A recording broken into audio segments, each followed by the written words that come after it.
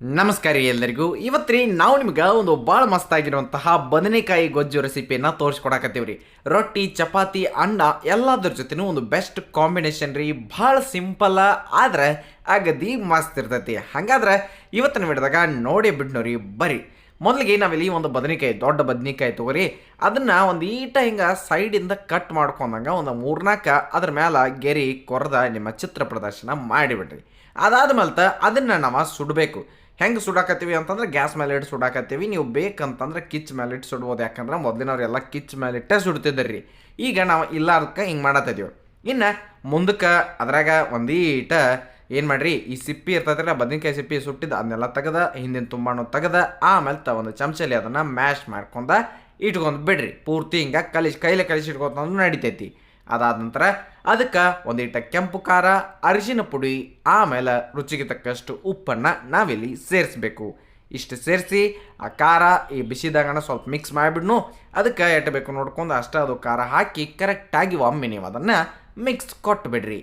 ಇಷ್ಟಾದ್ಮೇಲೆ ನಾವು ಅದಕ್ಕೆ ಸಣ್ಣಂಗೆ ಹೆಚ್ಚಿಟ್ಟಂತಹ ಉಳ್ಳಾಗಡ್ಡಿ, ಹಂಗೆ ಒಂದು ಅರ್ಧ ಟೊಮೆಟೊ ಸಣ್ಣಂಗೆ ಹೆಚ್ಚಾಕ್ರಿ. ಅದಾದ ನಂತರ ಒಂದಿಟ್ಟು ಕೊತ್ತಂಬರಿ ಸೊಪ್ಪು ಅಷ್ಟು ಹಾಕಿದ ಮೇಲೆ ಅದನ್ನು ಒಮ್ಮೆ ಚಲೋ ತಂಗಿ ಮಿಕ್ಸ್ ಕೊಡ್ರಿ.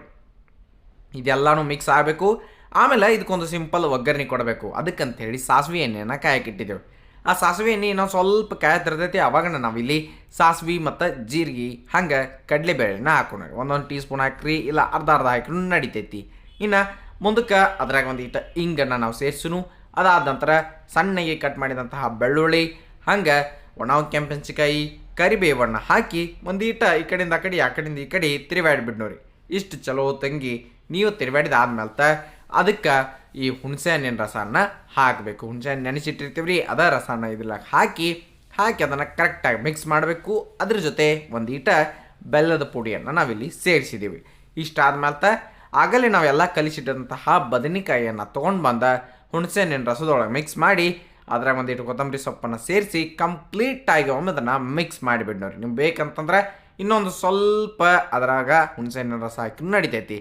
ಇಷ್ಟು ಮಾಡಿದ್ರಿ ಅಂತಂದ್ರೆ ಭಾಳ ಮಸ್ತ್ ಆಗಿರುವಂತಹ ಅನ್ನ, ರೊಟ್ಟಿ, ಚಪಾತಿ ಎಲ್ಲದ್ರ ಜೊತೆನೂ ಬೆಸ್ಟ್ ಆಗಿರುವಂತಹ ಈ ಒಂದು ಬದನೆಕಾಯಿ ಗೊಜ್ಜು ರೆಸಿಪಿ ರೆಡಿ ಐತಿ.